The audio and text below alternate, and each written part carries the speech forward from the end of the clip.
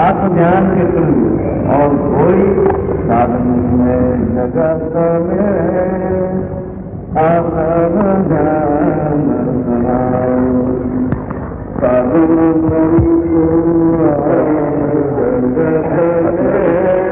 को देखना पड़ेगा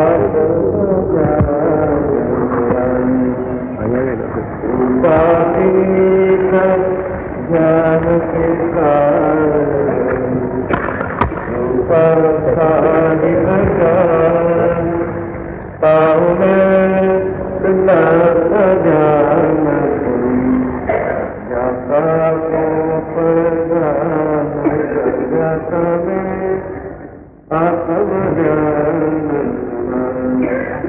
ये भरत चक्री आदि इसी ध्यान के कारण यावत का प्राप्त की। तो ये आत्मज्ञान में जितने साधन हैं सभी समझ आते। जैसे दर्पण में सामने पदार्थ सभी बहुत विस्तृत हो तो भी समझ आता, नहीं समझता। ऐसे ही चैतन्य दर्पण से सारा विश्व समझता है, ऐसे ही आत्मज्ञान में सभी साधन समझते। आत्मज्ञान ही योग्यता का विकास कैसे हो उसके लिए ही बाकी के साधन पद्धतियां हैं। तो ये आत्मज्ञान है, ये आत्मा के प्रति चित्तवृत्ति का एकाग्र बनाए रखना सद्रूप जो ज्ञान है उसी से ज्ञानादि ब्रह्मादि मिलता है और उस पर्दे को चला देता है। वो पतला पड़ता है और वो तो स्वयं ज्योति है, वो कोई नया रोशनी प्रकट नहीं करना, वो तो स्वयं जो है प्रकाश प्रकट होने लगता है। इसलिए शुरू में पूजन के पहले दीप पूजा दीपक सजाया जाता है वैज्ञानिक तरीका। दीपक जला करके और हम भगवान के सामने क्या करते हैं, भगवान अपने आत्मा का प्रतीक समझ करके और अपने आत्मा में जो अंधेरा है उसको बुझाने के लिए, और कोई आधार नहीं सिवा प्रकाश और कोई प्रकाश। इसलिए ये दीप पूजा के माध्यम से सांस्कृतिक उपदेश है। दिल का दिया जलाओ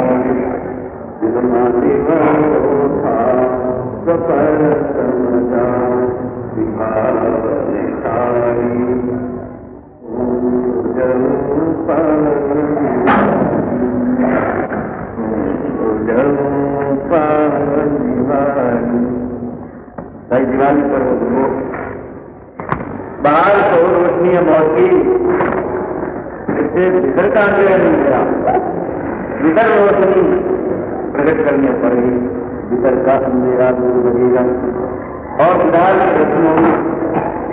इसलिए ये प्रकार जो गत में प्रकट करना आवश्यक है, अनिवार्य है, उसके प्रतीक रूप में साधन प्रवृत्ति में जो साकार उपासना श्रेणी है उसमें मंदिर में पूजन विधान के जरिए दीप पूजा की जाती है। ये प्रकाश ज्यों ज्यों प्रकट होता है ज्ञानात्मक प्रकटता है, तो दीप के साथ धूप भी क्यों धूप दीप करना भाई, ऐसे सिद्धि नहीं होगी। ज्ञान भीतर का ये दिया जलाया और दिया जलाने के लिए जो आग पैदा की उससे जो आवरण जल रहे हैं वो अणु बिखरते हैं और धुएं की तरफ वो धुआं नजर में आता है। उस रोशनी ब्रह्मरंध्र में से उसी तरह नजर में आते हैं जैसे इंजन में से बफ बफ और जो धुआं निकलता है, ये ब्रह्मरंध्र ये उसी में से शुरू में इस प्रकार का दर्शन होता है। और जब प्रकाश अधिक बढ़ जाता है तब आसपास सर्वांग वो अणु बिखरते हुए नजर आएंगे धुओं की तरफ। तो ये बतलाने के हेतु धूप पूजा है। धूप पूजा के माध्यम से ये संकेत किया जाता है कि तुम्हें ये भी अनुभव होगा, भीतर निर्जलित अणुओं का धुआं नजर में आएगा, निर्जरा तत्व का साक्षात्कार होगा। अब इस रोशनी को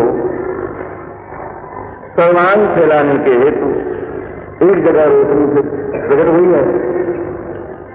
इस जगह जहां हमने लक्ष्य को केंद्रित किया हुआ हो, तो ये स्थान भ्रकुटी चक्र जहां तिलक किया जाता है, वहां लक्ष्य को केंद्रित किया और ये रोशनी प्रकट हुई।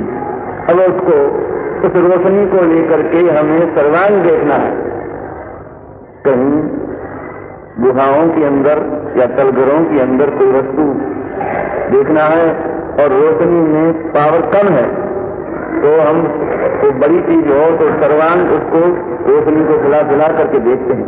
तो लेख वांचन करना हो, पढ़ना हो, तो एक एक अक्षर के ऊपर रोशनी फिर ऐसे घुमाते हैं। इसी तरह सर्वांग रोशनी कैसे फैलाना, सर्वांग किस तरह अनुभव करना रोशनी का, उसके लिए चक्र वेदन पद्धति है। चक्रव्यूह की तरह ये भी एक व्यूह है। ये भीतर के भाग में जब रोशनी हमारे सूर्य चंद्र के रोशनी से भी अधिक बढ़ जाए, तब उस जगह पर कमलाकार दिखाई पड़ेगा। ये कार्बन शरीर अथवा कारण शरीर की रचना विशेष अवयव विशेष हैं जो कमलाकार हैं। अंधेरे में सूर्य विकासी कमल बंद रहते हैं और सूर्य की किरण पड़ते ही खिलने लगते हैं। ऐसी ही ये बात है। ये कमलाकार के बंद जैसे प्रतीत होते हैं, धीरे धीरे खिलते हैं, खुल जाते हैं। खुलने पर गोलाकार हो जाता है, अतः उसको चक्र कहा गया। बंकनाल खट चक्र वेद के दशम द्वार शुभ ज्योति जगीरी, खुलत कपाट गात निज पायो, जन्म जरा भव भीति बगीरी। ये बंकनाल और खट चक्र वेद करके वांकी नली, बंकनाल यानी वांकी नली, ये औदारिक शरीर, स्थूल शरीर में जैसे नसें हैं, ऐसे उसमें भी हैं, बड़ी सूक्ष्म हैं। उनमें से उस रोशनी को आगे बढ़ाना है तो ये बंकनाल, बांकी नली यानी भ्रकुटी चक्र से सफल जाने के लिए भी बांकी नली है। और मणिपूरक चक्र, नाभि कमल, वहां से मेरुदंड के और जाकर के पिछले रास्ते से ऊपर जाने के लिए भी बांकी नली, इसको कहते हैं वंकनाल। तो इस तरह से ये वंकनाल का वेदन प्रकाश द्वारा होता है और चक्रों का वेदन भी प्रकाश द्वारा होता है। हठ योगी पवन द्वारा चक्रों का वेदन करते हैं और राजयोगी प्रकाश द्वारा करते हैं। इस प्रकाश को मन द्वारा ऊपर खींच लिया तो शास्त्रल कमल में हो जाए। वो बंद है, वो खिलेगा। खिलने के बाद 1000 पांखड़ी का नजर नहीं आएगा। मूल में तो अष्टदल है, कर्णिका के चारों ओर 8 पंखुड़ियां हैं। एक एक पंखुड़ी के पीछे श्रेणियां लगी हुई हैं, वो हैं 125 एक एक की। तो ये सब मिलकर के 1000 पंखुड़ी। ये चतुरांगुल है, दृढ़ मिल है, रसदेव निरंजन कोप वही गई भोग दुर्ग विशेष गई। श्रीमद राजचंद्र जी ने इशारा किया है, यानी दृढ़ से यानी आंख से कारंगुलों पर सर्वत्र कई मूर्तियों में आप देखते हैं कि ऊपर कुछ गोलाकार बनाए हुए हैं। दिगंबर श्रेणी में जो मूर्तियां इधर हैं उनमें तो सर्वत्र प्राय पाया जाता है। ये बालों की कल्पना करते हैं, तो बालों की कल्पना नहीं है। यद्यपि पीछे से कलाकारों ने बालों का ही ठाट जमा दिया है, पर वो बात नहीं है, क्योंकि तीर्थंकरों को लोट करने के पश्चात बाल उगते हैं। एक बार लोट हो गया बस फिर उगते नहीं है, तो जो कहते हैं। ये शास्त्रीय परिभाषा में, परिभाषा के द्वारा हम लोग ने पढ़ा होगा भीतर की जो रचना है वो बतलाना है। इसलिए 1000 पंखुड़ी का कमल, उसका कथनचित निर्माण बाहर के साधक को ख्याल में आवे, इस हेतु के ऊपर कुछ रचना है। ये पंखुड़ियों के बीच में जो कर्णिका है, कर्णिका के ऊपरी भाग में जहां प्रकाश गया तो पांडुशिला जैसे मेरु पर्वत के ऊपर है पांडुक वन और पांडुक शिला, और विश्व के चित्र को देखते हैं तो सिद्धशिला बताई गई है। ये शरीर विश्व का नक्शा है, मैप है। विश्व को देखना है तो इस मैप को देखो, इस नक्शे नकाशा को देखो। इसमें वो सिद्धशिला का दर्शन उस जगह से होता है, उसके ऊपर जो सिद्धों का दर्शन वो वहां से होते हैं, सिद्ध दर्शनम ये भी होते हैं। तो वो जो सफेद बर्फ की सी वस्तु से बनी हुई पौधरिक वस्तु है, जिसको सिद्धशिला का प्रतीक हम कहेंगे, वैदिक परंपरा में वैकुंठ धाम कहेंगे।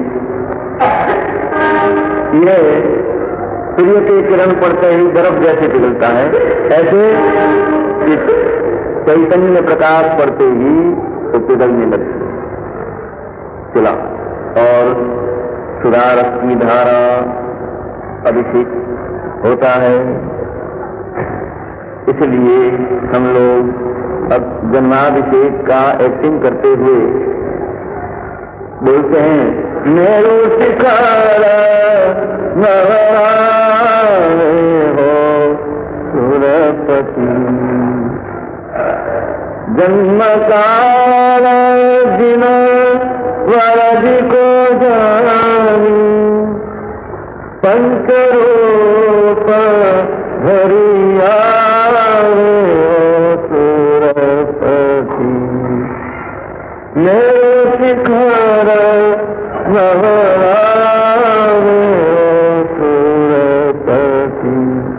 ये मेरुदंड और उसका शिखर मस्तक, और उसके ऊपर पांडुक वन, उस रोशनी से सब सफेद सफेद दिखाई पड़ता है, 10 दल कमल, और उसके ऊपर कर्णिका के ऊपरी भाग में ये पांडुशिला, जो तुझे तो ब्रह्मांड मूर्ख खोजे खंडे खंडे। जो ब्रह्मांड में है वो पिंड में, और पिंड में है वो ब्रह्मांड, ऐसी कोई ये। इसलिए यदि ब्रह्मांड को खोजना है तो पिंड को खोजो, खोज पिंड ब्रह्मांड का पत्ता को लग जाए, और ब्रह्मांडी वासना जब जाए तब पाए। ये संसारी वासना हटे तभी वो वस्तु की प्राप्ति हो सकती है। तो ये वो घटना जनेश्वरों का अभिषेक इत्यादि मेरु पर्वत पर होते हैं, ये बात भी सत्य है, और ये भीतर की अनुभूति सत्य है। इसलिए ये अभिषेक के माध्यम से संकेत किया जाता है कि ये भी आपको अनुभूति होगी। ये जल पूजा, अभिषेक पूजा इसलिए मंदिरों में की जाती है। ये जो कमल खींचते हैं, ये समझने के हेतु पुष्प पूजा, तो ये 10 दल कमल खिल गया, वहां से नीचे आए, फिर अपनी जगह पर भगवती चक्र में, और वहां से नीचे उतरे तो कंठ,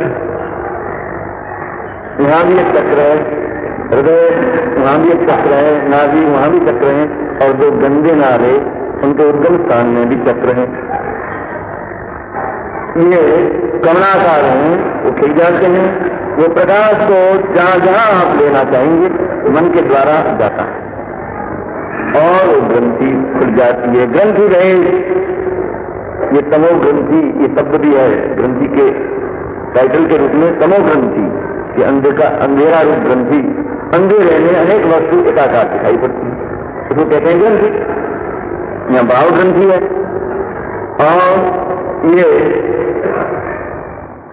जहां प्रकाश हुआ, अंधेरा लगा तो घाट खुल जाती है, ज्यों का त्यों सब कुछ दिखाई पड़ता। इसलिए ग्रंथि वेद की क्रिया ये चक्र वेदन की क्रिया के रूप में भीतर होती है। प्रकाश के माध्यम से क्रमबद्ध नीचे तक गए, फिर नाभि तक आए और बंकनाल से मेरुदंड में जाकर के पीछे से ऊपर गए। नाभि पास है कुंडलिनी नारी, बंकनाल है सात पिछाड़ी, दशम द्वार का मार्ग सोई, पुरुषवाद पावे नहीं कोई। चिदानंद जी महाराज ने लिखा है ये जो रखना सिंलोक में सो नरसन में गांव, ये भी उन्होंने कहा। और 100 साल पर उनका देहांत हुआ है, निकटवासी हो गए ये भी। तो ये पुष्प पूजा के बहाने सांकेतिक उपदेश है, ये भी आपको अनुभव होगा। आज पुष्प पूजा के बहाने लड़ी हो रही है। एक कहते हैं कि चढ़ाना चाहिए, दूसरे कहते हैं कि इसमें आरंभ लगता है, नहीं चढ़ाना चाहिए, पाप लगता है। मैं आपके सामने ये प्रश्न रखता हूं कि बिना खर्च आप कितनी कमाई कर सकते हैं? खर्च खाता है मंजूर, आरंभ लगता है, सब कुछ होता है, ये खर्च खाता है। खर्च के बिना आपकी कमाई कितनी हुई मुझे बतलाओ। जितना बड़ा धंधा, बड़ी कमाई करने वाले जो लोग हैं वो उतना ही बड़ा खर्च भी रखते, अन्यथा कमाई नहीं होती। खर्च करते हुए भी जो मूड हैं वो रकम भी कमाते हैं। उनके देख करके हम क्या व्यापार नहीं करेंगे? कई लोग दिवाला भी सुनते, तो क्या उन लोगों को देख करके हम व्यापार बंद कर देते हैं, खर्च खाता बंद कर देते हैं? किस जगह पर खर्च खाता नहीं है जहां कमाई होती है? साधु मुनिराजों को भी वंदना करते हुए क्या क्रिया नहीं होती? गर्मा गर्म रसोई दोहराते हुए क्या वो नहीं लगता खर्च खाता?